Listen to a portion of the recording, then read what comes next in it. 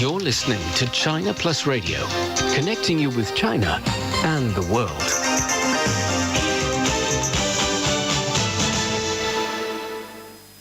The following program is a recording of a live broadcast transmitted 7 a.m. Beijing time.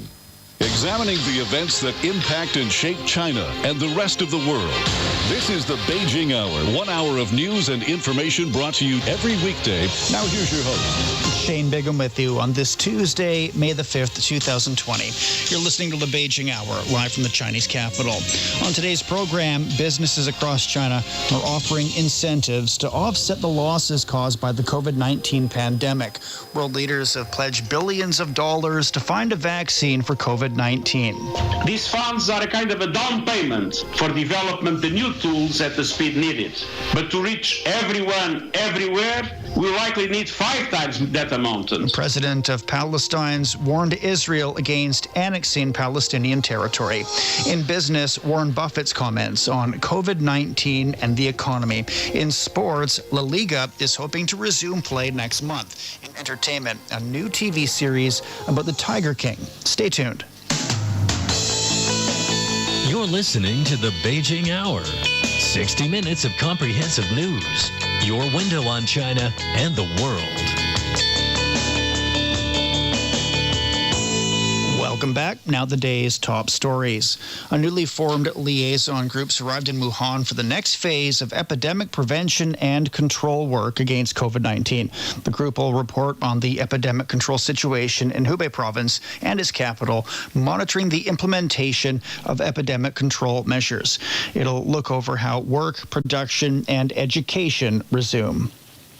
Businesses across China are offering incentives to attract customers to offset the losses caused by the COVID-19 pandemic. Zhou Fang has more. Shopping malls in Shanghai are buzzing with customers who are attracted by huge discounts. I've bought a range hood, a washing machine, and air conditioner, and I've saved a lot of money. It's like a gift. To stimulate consumption, the municipal government has doled out billions of yuan in vouchers, with which people can buy products and services from more than 200 brands. Zhou Lan with the Municipal Commerce Commission says more measures will come soon to support consumption. We will unveil a series of measures to promote consumption and cultivate new growth points of consumption through online and offline promotion. 160 kilometers away in Hangzhou City, local authorities have provided subsidies and extended the service hours of public transportation to spur the nighttime economy. So far, more than 400 shops have reopened at a famous night market on Qinghefang Ancient Street, with the traditional handicrafts and food among the best sellers. Shop owners are excited with the recovery of their business. We have received about 200 orders since we opened this morning, recovering to 70% of the level before the epidemic. China saw over 100 million tourist trips made domestically in the first 4 days of the May Day holiday. Tourism revenue in the same period exceeded 43 billion yuan, or over $6 billion. Economists say boosting consumption remains the key focus in driving the country's economic recovery. Professor Yao Yang of the National School of Development at Peking University suggests more could be done to further stimulate demand. If you don't have demand, then companies, particularly those smaller companies that don't have orders, and they're not going to hire people. Right. So there is a chain reaction over there. China's consumption has suffered from a double-digit decline due to the outbreak. Besides providing subsidies and vouchers, authorities are also ramping up efforts to further boost e-commerce to stimulate spending. For the Beijing Hour, this is Zhou Fang. China's seen a huge surge in tourist numbers and some new trends among domestic tourists during the 5-day Labor Day holiday. Wen Jia reports. As the COVID-19 epidemic is gradually brought under control, many domestic tourist spots are reopening their gates to visitors during the 5-day holiday. The capital city of Beijing is no exception. The outdoor areas of many scenic spots across the city are now open to visitors, as Beijing has reduced its level of response to COVID-19 from the top to the second level. People are required to book tickets in advance on various platforms, such as instant messaging apps and official websites. A series of measures have been taken to ensure the safety of tourists. Fu Zhaoxiang works at the Yumeng Mountain. Visitors have to scan the health code at the entrance of the scenic spot. Real and online bookings are required to avoid crowd gathering. We will stop selling tickets when the number of visitors reaches 6,000. All scenic spots now limit the daily travel volume to within 30% of the usual capacity. Having temperature checked before entry and wearing masks are still mandatory. Public places at the scenic spots are thoroughly disinfected, and windows and doors are open to maintain good ventilation. In Shanghai, more people are making short trips instead of long-distance ones. Local tourist spots that used to receive little attention have become popular this time around. Qiu Min is visiting the Chu Shui Garden located in the suburb, one of the city's top 5 classical gardens. We tended to travel overseas or go to somewhere far away and didn't experience the beauty of Shanghai very well. There's a lot of beautiful scenery nearby to explore. Other new trends seen this year include renting cars and hiring private guides, which experts say may reshape the industry in the long term. The Labor Day holiday is expected to boost the tourism industry, one of the hardest hit industries by the pandemic. Zhang Jun, a tour guide from Shanghai, says things for him didn't change for the better until the lifting of travel restrictions in early April. My schedule was fully booked through April had there been no pandemic. All tours were cancelled since the start of the Chinese New Year, and we had nothing to do for months until the early April, when short-distance travel was again allowed. Statistics show that on the second day of the holiday, more than 30 million domestic trips were made, and daily tourism revenue reached over 12.8 billion yuan. Experts say travel figures of the 5-day holiday will likely double those of the Qingming Festival in April, which registered over 43 million trips. For the Beijing Hour, this is Wen Jie. Starbucks, KFC, and Papa John's are now offering vegetarian alternatives to their meat menus for Chinese customers. Amid the COVID-19 pandemic, concerns over animal-originated viruses, along with issues of environmental protection and high pork prices, have prompted consumers to give faux meat another try. And Xiaobi has more. In a Starbucks store in downtown Beijing, consumer opinion is divided over the meatless menu that came out just days ago. I have a few vegetarian friends, and they highly recommend it.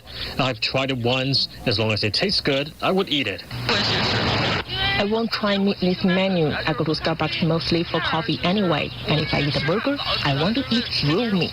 While many say they would try it out of curiosity, the price remains the biggest factor. Lin Taohai, consumer and retail analyst at Fitch Solutions, says alternative meat costs about $24 per kilogram, much higher than pork prices in China. Prices would have equalized in order for consumers to find that alternative meat is actually a viable option for them rather than pork. So when prices increase, consumers might just like to seek new alternatives, and alternative protein would be one such alternative that they would turn to. And once they get started, some of them might get hooked. Lin says alternative meat will have a market demand in China eventually, particularly among young consumers. Meanwhile, temporary factors are giving a nudge. The COVID-19 outbreak and past epidemics, including H1N1 and the swine flu, are all caused by viruses that possibly originated from animals, contributing to a growing public concern regarding authentic meat. The pandemic has also reduced the slaughtering of animals and closed meat factories as part of the economic shutdown. Other factors are also driving the market demand for alternative meat in the long run. For example, it's widely believed that the planet's love for meat has caused environmental damage. A UN report says that meat production accounts for nearly a quarter of all greenhouse gas emissions on the planet, which equates to all the CO2 emission from cars, planes, and ships combined. However, although veggie burgers have existed since the 1980s, their dried texture and bland taste means they have been reserved almost only for vegetarians. Eating meat that is not really meat also involves plenty of challenges, such as doubts about its safety, industrial production, and consumer habits. For now, concerns about disease and the environment are giving some Chinese the encouragement to try plant-based meat once again. For the Beijing Hour, I'm Xiaoyi. Coming up, world leaders are pledging funding to create a vaccine against COVID-19. The Beijing Hour. The Beijing Hour. The Beijing Hour brings you an hour of comprehensive news and information from both China and the rest of the world. A mix of news, sports, and entertainment.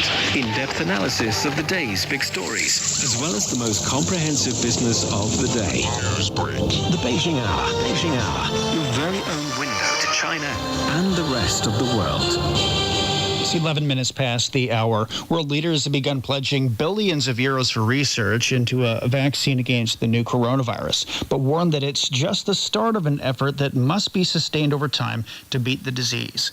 UN Secretary General Antonio Guterres says a 7.5 billion euros target is being sought to help find a vaccine.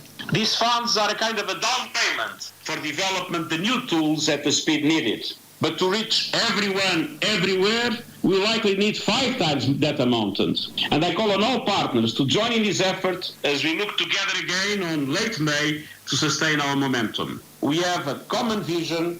Let us now put people first everywhere. The U.S. government top expert, Dr. Anthony Fauci, has cautioned that even if everything goes perfectly, developing a vaccine in 12 to 18 months will set a speed record. Governments have reported around 3.5 million infections and more than 247,000 deaths from the virus. For more on the International Pledging Conference, we spoke to Professor Joseph Mahoney from East China Normal University. Compared with regular health cooperation, what role does the Pledging Conference play in the global fight against the coronavirus? The Pledging Conference has at least 3 objectives. The first 2 are obvious, and the third is implied. The first is to answer the pressing need for international cooperation and coordination. The second is to obtain public commitments of funds from leading economies aimed at financing solutions to the pandemic and its follow-on effect. The third is to try to exercise global leadership in the vacuum of America's abdication of the same. Overall, the conference appears to recognize a simple fact that the best and perhaps only way to deal with a global pandemic involving a mutating pathogen is through close cooperation and the pooling of resources. So then, apart from financial support, what are the other key factors needed for the development of a COVID-19 vaccine? Well, in addition to massive financial investment, vaccine development needs many other resources, including talent, teamwork, coordination, time, and a bit of luck. If a possible vaccine emerges, it must be tested extensively, and if effective, then it must be approved by different governments. Then it has to be manufactured and administered on a global scale. And due to mutation, it will need to be tracked worldwide so the vaccine can be constantly updated the way we do currently with the annual flu shot. So again, a lot of science, as well as time, money, coordination, and then ongoing management into the future.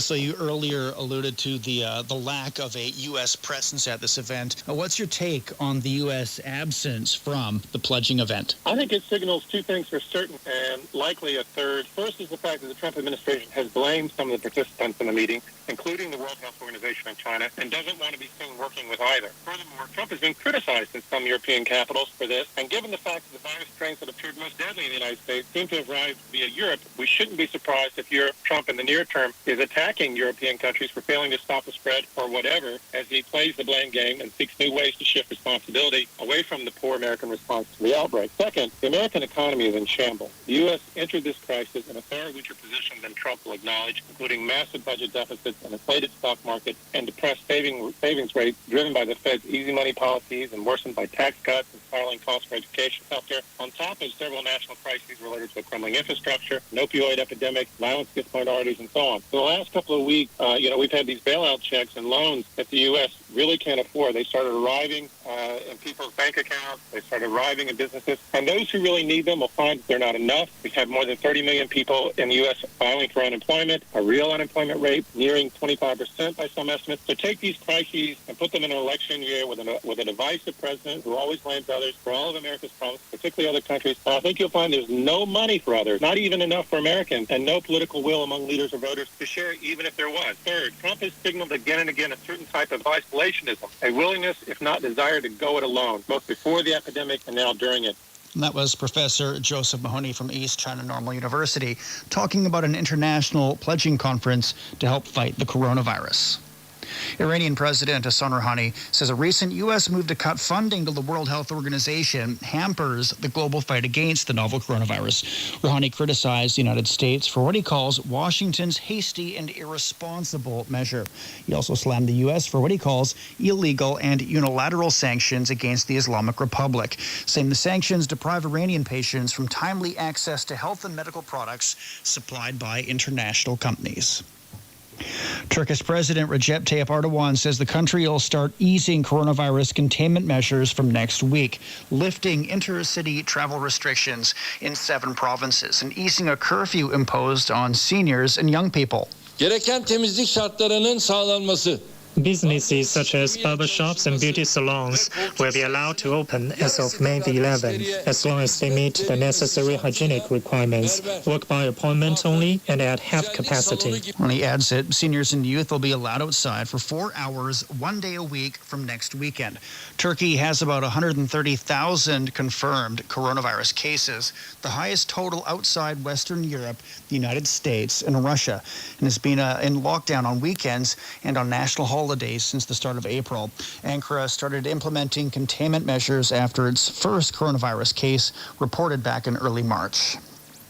Israel has eased its COVID-19 restrictions on the public. Prime Minister Benjamin Netanyahu says the country has been successful in containing the virus so far. Israel's achievements in the campaign against the novel coronavirus are serving as a model for many countries. The world looks at us, we learn from the world, and the world learns from us. Netanyahu says malls and markets will open later this week, and schools will return to regular schedules by the end of the month. However, commercial flights remain suspended for the most part. Limitations on the size of gatherings are also still in place. Israel was one of the first countries to close its borders and impose increasingly stringent restrictions on movement because of COVID-19. And so far, it's reported over 16,000 cases and 235 deaths. The Japanese Prime Minister has announced that the nationwide state of emergency will be extended until the end of this month. Shinzo Abe says the move aims to further slow the spread of the novel coronavirus. Japan has now reached the explosive spread of the novel coronavirus infections as in other countries. At present, there is still a considerable number of new infections, and the number of infections is not declining at a sufficient level. The state of emergency in Japan was first announced back on April 7th. The country has reported more than 15,000 confirmed cases and over 500 deaths. Working from home has become a new norm. Industries that relied heavily on face-to-face interactions are using online tools now to conduct business. Miro Liu has spoken to 3 people in different professions in Singapore to see how work has changed for them. My job requires a lot of meetings. I'm out either meeting clients or candidates most of the day. As a technology recruitment consultant, face-to-face meetings and travel within Asia were a crucial part of Laura Taylor's work. But that was before the COVID-19 outbreak. My day is very, very different. I obviously can't meet clients, candidates, but I've become very accustomed to using video conferencing. Actually, interestingly, you can speak to more people because people at home, they're more willing to take calls. As lockdowns were announced, a vast majority of workplaces had to quickly switch to remote working and telecommuting, which is now being seen as more efficient by some employers. I do think that companies and people in general are becoming more mindful of excessive spending and being more cautious on things in the future, such as business travel. Singapore-based preschool chain Star Learners has moved team meetings and interactions with students and parents online. To meet these new requirements, the cluster principal Audrey had to quickly adapt and learn how to use online tools. That I have to rely heavily on technology to get things done. I conduct daily check-ins with the centers and with my team and plan for their professional development. Calling it a whole new world of efficiency, Audrey believes that some of the practices introduced now will continue in the post-COVID-19 era. I think the increased connectivity with colleagues across the centers is definitely here to stay. And besides that, I believe the strengthened partnership between our school and parents is something that will continue as well. It is not as straightforward for an electronics salesperson like Junxian. Having worked for 2 years in Audio House, he prided himself on his ability to connect with customers face-to-face. I'll be the one to explain to them the various products and different kind of models. For now, right, customer is not able to see the physical product, so it'll be harder to ask them to buy. Junxian and his colleagues now use messaging and calling apps and online tools such as Facebook Live to attract customers and meet their sales targets. The entire team will handle this customer on a one-to-one basis. So this allows us to serve new customers, and we can guide them step by step how to buy, how to view all the different products. There are some like Junxian who believe that things will go back to normal once the restrictions are lifted. But this enthusiasm is not shared by a majority of people who believe that workplaces and the way we work will see a seismic shift in the coming years. And that was Miro Liu reporting on people working from home in Singapore. The New Zealand Prime Minister says her country will decide next Monday whether to lower the lockdown measures against COVID-19 to level 2. Jacinda Ardern says that day represents the end of a transition period. In making our decision, we will be assessing if there have been low to no cases for several days preceding. It will mean knowing where every new case over the past 2 weeks has come from. It will mean ongoing evidence and confidence of no widespread community transmission. New Zealand reported no new COVID-19 cases on Monday, the first time since this outbreak took hold in the middle of March. The lockdown rules were slightly eased last week to help reopen the economy, but many restrictions remain in place. Most retail stores and restaurants are still closed, while school children are learning from home.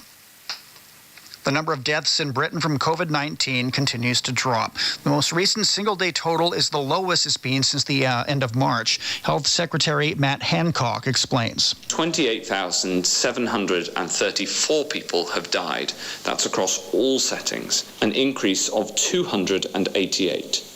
That figure is lower than at any point since the end of March. But, as with testing, these reported figures tend to be lower over the weekend, so we do expect that number to rise. Nearly 191,000 people have tested positive for the virus in Britain, an increase of close to 4,000. Deputy Chief Medical Officer Jonathan Van Tam says data indicates that the peak of the coronavirus is past. I have to say that new cases need to come down further. We have to continue to track this index, and we have to get cases lower. On Monday, Britain launched a coronavirus contact tracing app on the Isle of Wight. Around 80,000 households on the island are expected to participate in that trial. New York Governor Andrew Cuomo has outlined a phased reopening of business activity. Cuomo says the reopening will start with select industries in the least impacted regions where the statewide stay-at-home order expires on May 15th. Well, which businesses do we open first? You open businesses first that are most essential and pose the lowest risk. Phase 1, we're talking about construction, manufacturing, and select retail with curbside pickup. They are the most essential with the lowest risk. The second phase will include the finance, administrative support, and real estate and rental leasing industries. Phase 3 will see restaurants and the food service and hotel industries reopen. Arts, entertainment, and recreation facilities, as well as education, will reopen in the final phase. Meantime, Cuomo says new cases and hospitalizations have continued to decline across the state of New York, but he expressed concern about the number of coronavirus-related deaths. This is the number that haunts me every day, and this number is not declining anywhere nearly as fast as we would like to see it decline. Still 226 New Yorkers who passed away. So we don't become immune. We talk about these numbers. It's 226 families, right? The coronavirus has killed more than 20,000 people statewide. Cuomo says northern and central parts of the state of New York are lower risk regions. New York City, the epicenter of the country's outbreak, is in a higher risk region. In Nigeria, 2,000 coronavirus cases have been recorded, and more than 100 of them involve healthcare workers. Doctors warn that they don't have enough protective equipment. Phil Ihaza has more. Nigeria's Minister of Health, Usagi Hanire, says the health workers infected with the virus are from both the public and private health facilities. Hanire added that unfortunately the medical practitioners will no longer be able to contribute their much-needed expertise to the fight against COVID-19 as a result of contracting the virus themselves until they recover. The minister had announced last week that about 40 health workers in the country had tested positive for coronavirus, and that this latest figure means that 6% of cases recorded in the country so far are medical experts.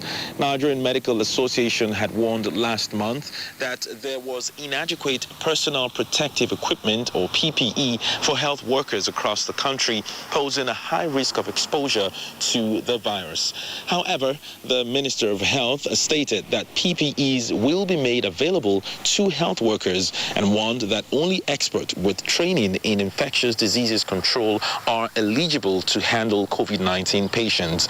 He lauded the first responders for their commitment to the war against COVID-19 and stated that they will henceforth undertake refresher training at intervals.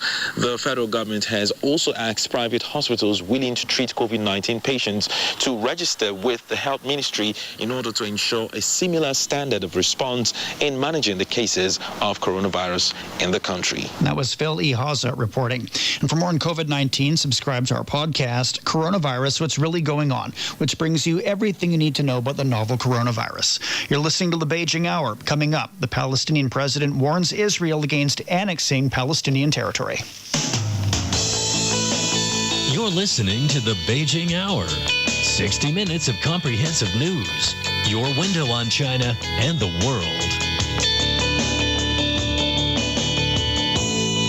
27 minutes past the hour. Palestinian President Mahmoud Abbas has warned Israel against implementing plans to annex Palestinian lands in the West Bank. Abbas's warning was made in an online speech before the Non-Aligned Movement Summit that was held online on Monday. Abbas called on members, the international community, and the United Nations Security Council to bear their responsibilities towards ensuring the enforcement of international law. Syrian air defenses responded to an Israeli strike in Aleppo province yesterday.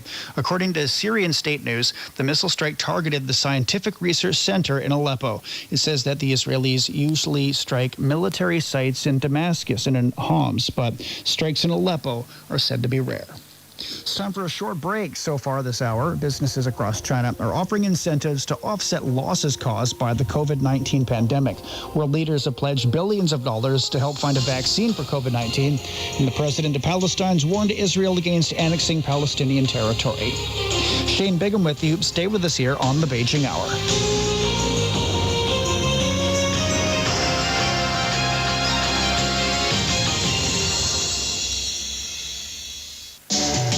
Want to know what's trending in China? China Plus News Facebook page helps you to discover the real China. From the latest news to quirky Chinese inventions, videos, photos, live streaming, and more. Join in the conversation today by searching for China Plus News on Facebook and discover its news, its people, its traditions, and culture. China Plus News Facebook page. Open your eyes to the real China. Examining the events that impact and shape China and the rest of the world. This is the Beijing Hour, 1 hour of news and information brought to you every weekday. Now here's your host. Shane Bigham with you on this Tuesday morning. Still to come in business, Warren Buffett's comments on COVID-19 and the economy. In sports, La Liga is hoping to resume play next month. In entertainment, a new TV miniseries about the Tiger King. There are a number of ways to contact us. You can talk to us on Twitter at China Plus News or log on to Facebook, China Plus News, for more news, videos, and analysis. Now checking the day's headlines, a newly formed liaison group has arrived in Wuhan for the next phase of epidemic prevention and control work against COVID-19. The group will report on the control situation in Hubei province and its capital, monitoring the implementation of epidemic control measures. It'll look over how work, production, and education resume. World leaders have begun pledging billions of euros for research into a vaccine against the new coronavirus, but warn that it's just the start of an effort that must be sustained over time to beat the disease. UN Secretary General Antonio Guterres says a €7.5 billion target is being sought to help find a vaccine. These funds are a kind of a down payment for development the new tools at the speed needed. But to reach everyone, everywhere, we likely need 5 times that amount. And I call on all partners to join in this effort as we look together again on late May to sustain our momentum. We have a common vision. Let us now put people first everywhere. U.S. government top expert Dr. Anthony Fauci has cautioned that even if everything goes perfectly, developing a vaccine in 12 to 18 months will set a speed record. Governments have reported around 3.5 million infections and more than 240,007 deaths from the virus. Iranian President Hassan Rouhani says a recent U.S. move to cut funding to the World Health Organization hampers the global fight against the novel coronavirus. Rouhani criticized the United States for what he calls Washington's hasty and irresponsible measures. He also slammed the U.S. for what he calls illegal and unilateral sanctions against the Islamic Republic, saying the sanctions deprive Iranian patients from timely access to health and medical products supplied by international companies. The Japanese Prime Minister has announced that the nationwide state of emergency will be extended until the end of this month. Shinzo Abe says the move aims to further slow the spread of the novel coronavirus. Japan has now reached the explosive spread of the novel coronavirus infections as in other countries. At present, there is still a considerable number of new infections, and the number of infections is not declining at a sufficient level. The state of emergency in Japan was first announced on April 7th. The country has reported more than 15,000 confirmed cases and over 500 deaths. The number of deaths in Britain from COVID-19 continues to drop. The most recent single-day total is the lowest it's been since the end of March. Health Secretary Matt Hancock explains. 28,734 people have died. That's across all settings, an increase of 288. That figure is lower than at any point since the end of March. But, as with testing, these reported figures tend to be lower over the weekend, so we do expect that number to rise. Nearly 191,000 people have tested positive for the virus in Britain, an increase of close to 4,000. Deputy Chief Medical Officer Jonathan Van Tam says data includes that indicates that the peak of the coronavirus is past. I have to say that new cases need to come down further. We have to continue to track this index, and we have to get cases lower. On Monday, Britain launched a coronavirus contact tracing app on the Isle of Wight, and around 80,000 households on the island are expected to participate in that trial. New York Governor Andrew Cuomo has outlined a phased reopening of business activity. Cuomo says the reopening will start with select industries in the least impacted regions when the statewide stay-at-home order expires on May 15th. Well, which businesses do we open first? You open businesses first that are most essential and pose the lowest risk. Phase 1, we're talking about construction, manufacturing, and select retail with curbside pickup. They are the most essential with the lowest risk. The second phase will include the finance, administrative support, and real estate and rental leasing industries. Phase 3 will see restaurants in the food service and hotel industries reopen. Arts, entertainment, and recreation facilities, as well as education, will reopen in the final phase. Syrian air defenses responded to an Israeli strike in Aleppo province yesterday. According to Syrian state news, the missile strike targeted the scientific research center in Aleppo. It says that the Israelis usually strike military sites in Damascus and in Homs, but strikes in Aleppo are rare. Palestinian President Mahmoud Abbas has warned against Israel implementing plans to annex Palestinian lands in the West Bank. Abbas's warning was made in an online speech before the Non-Aligned Movement Summit that was held online on Monday. Abbas called on members of the organization, the international community, and the United Nations Security Council to bear their responsibilities towards ensuring the enforcement of international law. For more on COVID-19, subscribe to our podcast, Coronavirus, What's Really Going On, which brings you everything you need to know about the novel coronavirus. And this is Shane Bigham live in the Chinese capital. Coming up in business, Warren Buffett's commented on COVID-19 and the economy during Berkshire Hathaway's first ever online shareholder meeting. You're listening to the Beijing Hour. 60 minutes of comprehensive news. Your window on China and the world. 37 minutes past the hour. Turning to business news now. Major U.S. stocks reversed earlier losses to close higher yesterday as the market was bolstered by solid gains in shares of the big tech names. The Dow Jones increased by 0.1%. The S&P 500 rose 0.4%. The Nasdaq jumped 1.2%. Shares of U.S. tech giants, including Facebook, Apple, Amazon, and Netflix, all closed higher. Airline shares slid broadly. Warren Buffett says his conglomerate has sold all of its airline stock, sending an alarming signal to the U.S. airline industry that's already been devastated by COVID-19. SMH Group CEO George Ball. We're in an interregnum period right now. We've stopped the pandemic panic selling, which is emotionally laden and was moving the markets hundreds of points on every threat of a greater spread and the like. And so now I think investors are pausing to look for the new normal. They don't know what it is. European stocks finished the day lower, with shares in France leading the region. The CAC 40 was down 4.2%. Germany's DAX is off by 3.6%. London's FTSE 100 is lower by 0.2%. In Asia, markets on the Chinese mainland and in Japan were closed for a public holiday. Hong Kong stocks slumped over 4% yesterday as global financial markets are still suffering from COVID-19. The Hang Seng Index was down more than 4%. Singapore stocks also closed lower, with the Straits Times Index going down 2.3%. Warren Buffett talked about the coronavirus and the economic outlook at his company's first ever virtual shareholders meeting. The chair of Berkshire Hathaway is still optimistic about the U.S. economic future, saying never bet against America. Meantime, he also says it's a mistake to invest in airlines and the time to buy stocks is yet to come. With more on this, we're joined by financial analyst Einar Tangen. Good morning. Good morning. So what's your view on the economic future for the U.S. amid the battle with COVID-19 and a struggling world economy? Well, as we've talked about before, the main issue is going to be how quickly they recover from the COVID virus, and that means control. So right now there's this opening up, kind of a patchwork system that's going on, but increasingly more going. This is going to lead to a second wave of infections, and unfortunately that will probably lead back to this, another quarantine period when they come to the reality that you have to control this before you start addressing the economic effects.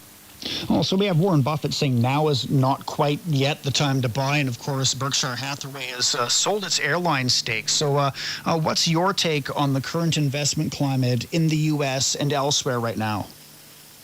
Well, right now, there are obviously always opportunities when there's chaos. So if you start looking at key industries, especially those associated with food, necessities are going to be increasingly demand. You start looking around the world, you're already starting to see a pattern where farmers cannot sell because of logistics issues or because they can't harvest correctly. This will intensify as you get into the fall and cause people, unfortunately, a worldwide panic and probably a famine for many, many at-risk countries. What changes may the COVID-19 pandemic bring to the aviation sector? Well, obviously cheaper oil prices, but that's not going to offset the fact that China is not going to have any outbound tourism for the rest of this year, probably. And, of course, there'll be no inbound tourism. And that's from the Chinese perspective. But worldwide, you have exactly the same thing. People are going to be staying put.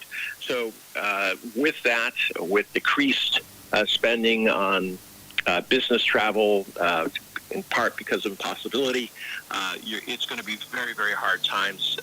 The boom, bust, and bailout of the airlines will continue. Each country will have to decide which national carriers they want to keep in the mix and what the price tag will be for that. Thank you very much for joining us this morning. That's financial analyst Einar Tangen commenting on global economic, the global economic outlook amid the COVID-19 pandemic.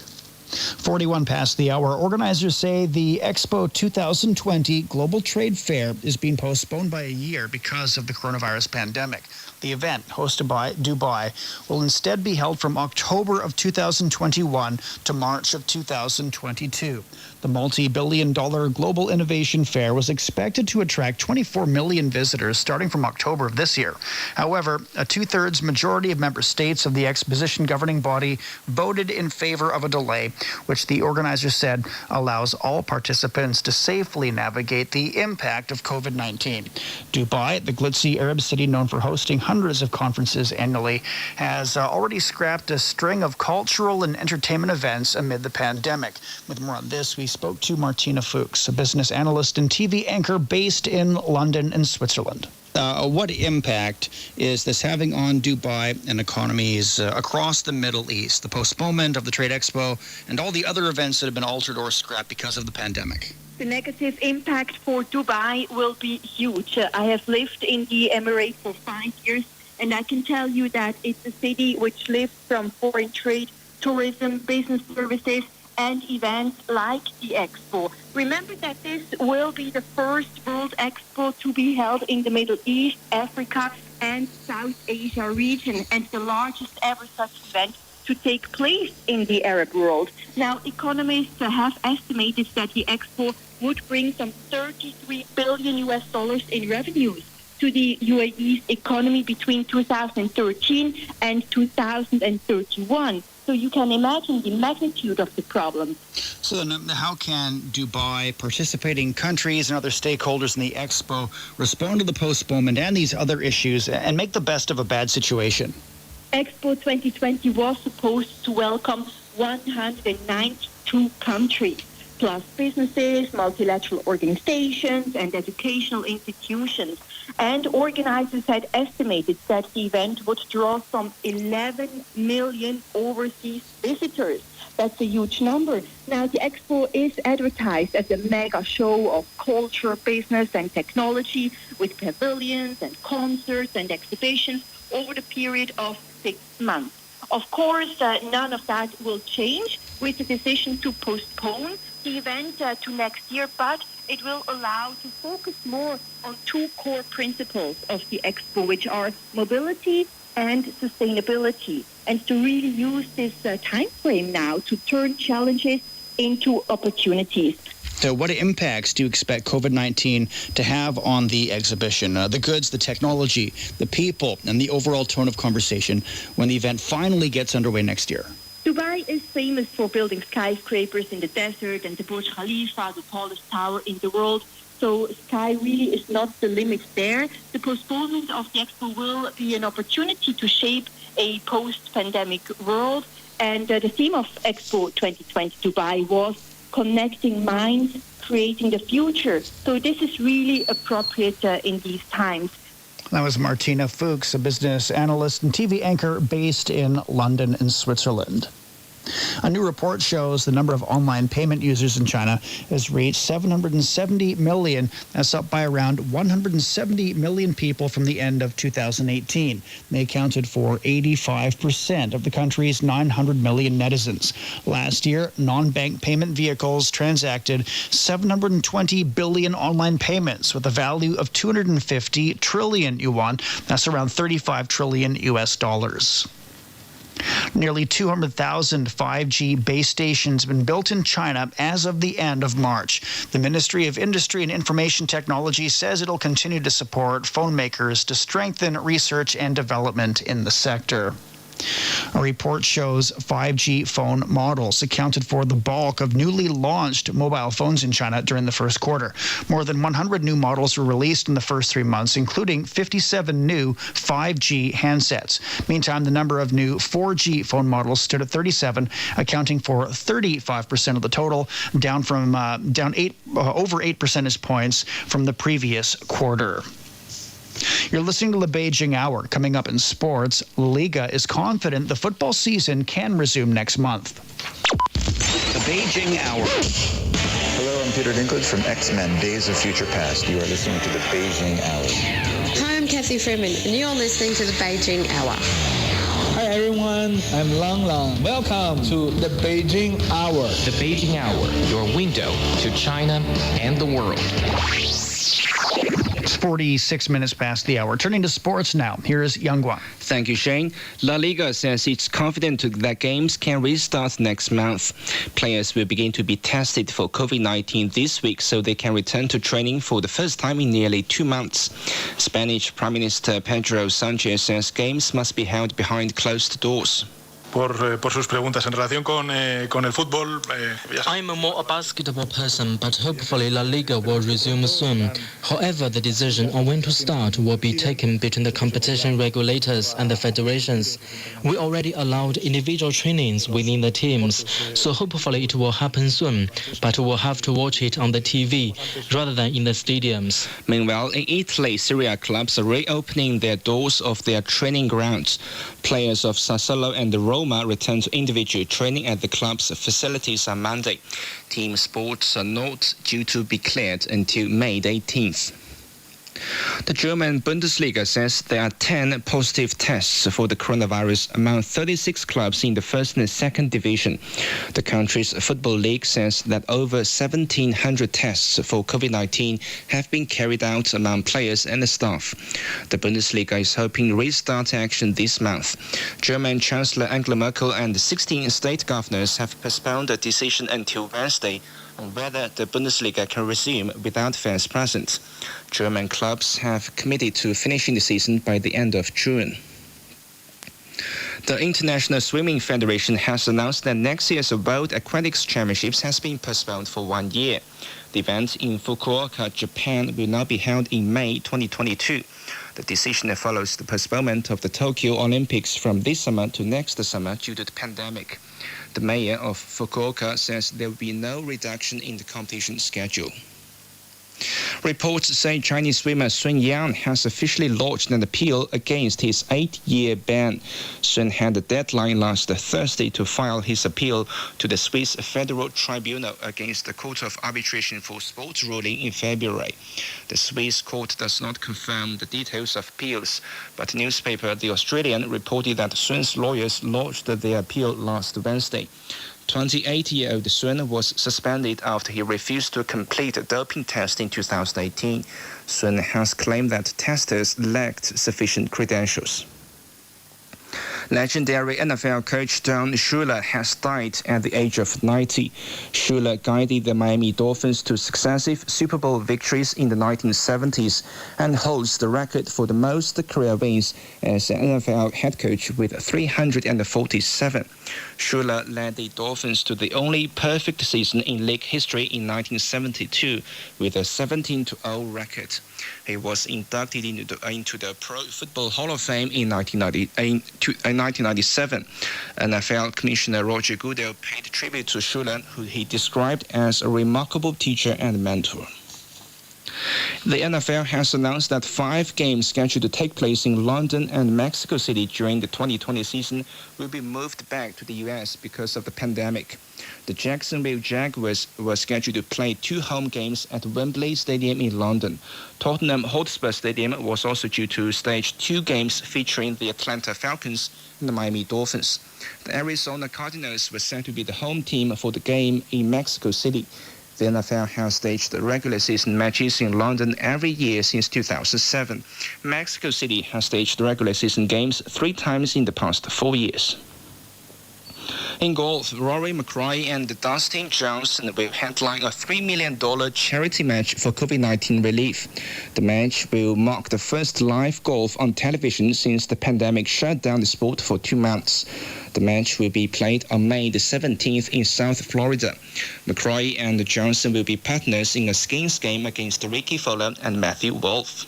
Thank you very much for the update. You're listening to the Beijing Hour. Coming up in entertainment, Nick Cage will start a new TV miniseries about the Tiger King.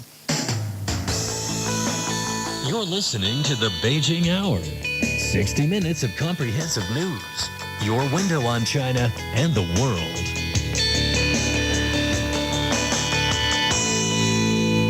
In entertainment news, Oscar winner Nicolas Cage is set to portray Joe Exotic in a TV miniseries about the wild animal owner made famous by the Tiger King docuseries. Good afternoon, ladies and gentlemen. My name's Joe Exotic, and this is Sarge. The TV series is the first for Cage, who's played a range of characters in movies, including in Leaving Las Vegas and National Treasure. Imagine Television Studios and CBS Television Studios are among the producers of this limited 8-part project. It'll explore how Joe Schreibvogel became Joe Exotic and detail his efforts to keep his Oklahoma Zoo open, even at the risk of losing his sanity. Best-selling author Stephanie Meyers announced that the long-awaited prequel to her Twilight series is coming out on August 4th. The Midnight Sun is narrated from vampire Edward Cullen's perspective. Meyer abandoned The Midnight Sun more than a decade ago after a part of it leaked online. Her Twilight series has sold more than 100 million copies worldwide and was adapted into a blockbuster film franchise that starred Robert Pattinson and Kristen Stewart. Various film festivals, including the Beijing International Film Festival, have moved their screenings online as the pandemic's forced the cancellation of their annual showcases. Guoyan has more. The organizer of the Beijing International Film Festival says they are screening movies via the video platform iQIYI, known as the Netflix of China, during the May Day holiday. The event has opened with the Academy Award-winning Marriage Story starring Scarlett Johansson and Adam Driver, and will end with a Golden Globe-nominated Bombshell starring Nicole Kidman and Charlize Theron. What I love about Charlie, he loves being a dad. This marks the film's premiere in the Chinese mainland, which was originally scheduled for February before the pandemic shuttered movie theaters. Chen Gang is professor at the School of Art and Communication of Beijing Normal University. He says the event offers a wide selection of movies for viewers at home. The movies on the list are diverse. Apart from Oscar winners, there are also movies which have won a Golden Goblet Award, such as Springtide. Several new movies, such as Wonder in the Temple, are also available for audiences. Besides, some nice art films by domestic producers in China are also featured. More than 20 film festivals around the world have joined to stream movies for free on YouTube. The 10-day event will feature content curated by a variety of festivals, including the Berlinale, Cannes, and Venice, starting from the end of May. Organized by Tribeca Enterprises and YouTube, the festival will showcase films, documentaries, and music. The organizers of the Cannes Film Festival have said that they were proud to join the event. Filmmakers are happy that viewers can still watch their movies, but for some, there will be certain elements lacking. Director Rainer Hosmer was looking forward to screening his documentary Martin Margiela, in his own words, at film festivals around the world. However, his film about the Belgian fashion designer has been made available for streaming. I'm at home. I'm in the town where I live, and all the festivals have been cancelled, or they decided to have an online version, a streaming version. And it's really a pity because we had one huge screening in New York City in front of an audience in November that was the world premiere of 600 people. And the soundtrack of the movie is very, very important. Apart from film festivals, some prestigious awards in the industry are also trying to adapt to the new normal. Movies that debuted on the streaming service without a theatrical run will be eligible for the Oscars, but only for this year. For the Beijing Hour, this is Guoyan. The postponed China Fashion Week show finally took the stage, but with no audience due to the pandemic. A dozen brands live-streamed full runway shows online, with 170 brands participating in the week overall. China Fashion Week was originally scheduled for March. Shanghai Fashion Week and Guangdong Fashion Week also moved their shows online because of the coronavirus outbreak. It's 56 past the hour. Beijing today getting sunny skies and 26 degrees Celsius, a low of 13. Chongqing will be cloudy and 33. The low's down to 24. Last is cloudy and 18, then down to 6. Hong Kong's getting thunder showers and 29, 24 degrees this evening. In North America, Washington, D.C. has a light rainfall and 10 degrees Celsius. New York City's getting clouds and 18. In Africa, Nairobi has a light rain and 25. And finally to Oceania, Port Vila's getting moderate rainfall and 28 degrees Celsius. And that's it for this edition of the Beijing Hour. Making news this morning. Businesses across China are offering incentives to offset losses caused by the COVID-19 pandemic. World leaders have pledged billions of dollars to help find a vaccine in the fight against COVID-19. On behalf of the staff, this is Shane Bigham in the Chinese capital, hoping you'll join us for the next edition of the Beijing Hour and open a window to the world together.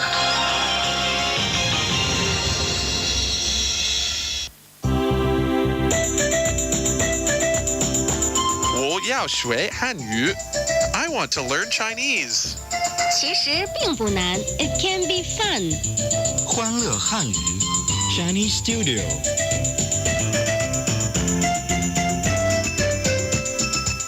Hey, welcome to Chinese Studio. 我是 Raymond. 我是亚杰. We've got a great show for you today. Last we were fixing things, so hopefully everything is working now. Today we're going back to the restaurants. Why? 'Cause we're hungry. Okay, and here are the keywords of the day. Keywords of the day. Meat, 荤菜. Vegetables, 素菜. What is this? 这是什么? Is this meat or vegetables? 这是素菜还是荤菜? All in today's Chinese studio. Well, now we're at the restaurant. Yeah, looks like a restaurant besides all the puke on the ground. You know what they say, the more puke, the better. So maybe you can walk me through some of these new experiences. How do you say, what is this in Chinese? 这是什么? And this translates directly to this is what. So what tone is that? Okay, 这 or this is the fourth tone. Oh, 这. 是 means is. 是 is the fourth tone. 是. So together, 这是 means this is. 这是. So both of them are fourth tones. Right. Then how do you say this is in Chinese? 这是. And then the next word is what? In Chinese, it's 什么. 神 is the second tone, and 么 is the neutral tone or the light tone. 什么. So how do you say what in Chinese? 什么. How do you say this is? 这是. How do you say what? 什么. Very good. So let's put it all together. What is this? Or this is what? 这是什么. What is this? 这是什么? 这是什么. Well, I guess we're having fun picking different foods. Except I'm not sure what is what. They're talking to me, but I don't understand. Well, let me teach you how to say meat in Chinese. 荤菜. 荤菜. 荤 is meat, the first tone. 荤. And 菜 means dish, and it's in the fourth tone. 菜. So how do you say meat? 荤菜. 荤菜, yes. And this is how you can say vegetable in this case. 素菜. Both of them are in the fourth tone. 素菜. And then comes to the word or.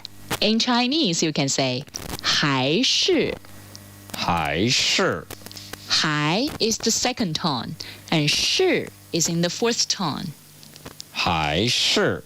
So how do you say vegetable? 素菜. And how do you say meat? 荤菜.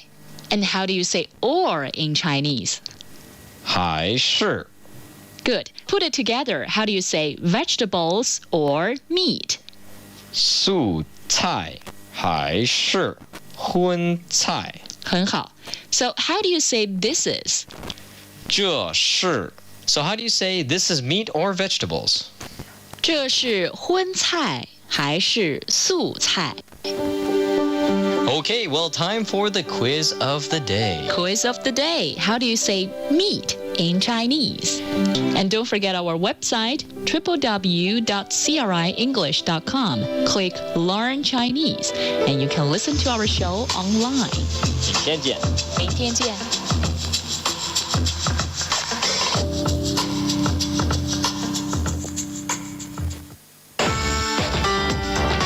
The most popular Chinese language learning page on Facebook by searching for CRI Learn Chinese.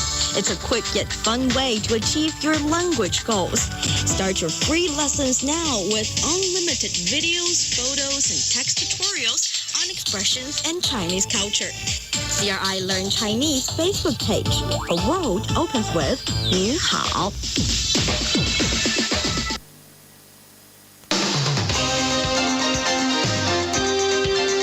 You're listening to China Plus Radio, connecting you with China and the world.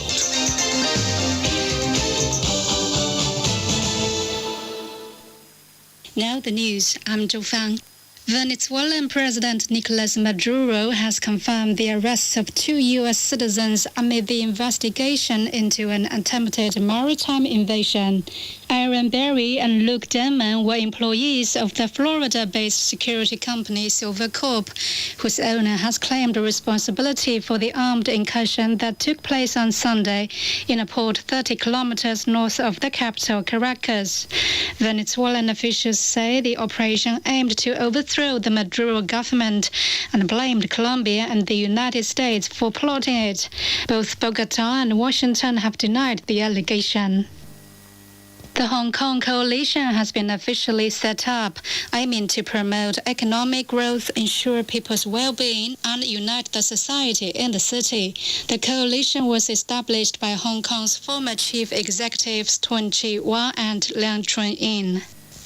The head of the U.S. National Institute of Allergy and Infectious Diseases has said that the best evidence shows the virus behind the raging coronavirus pandemic was not made in a lab in China.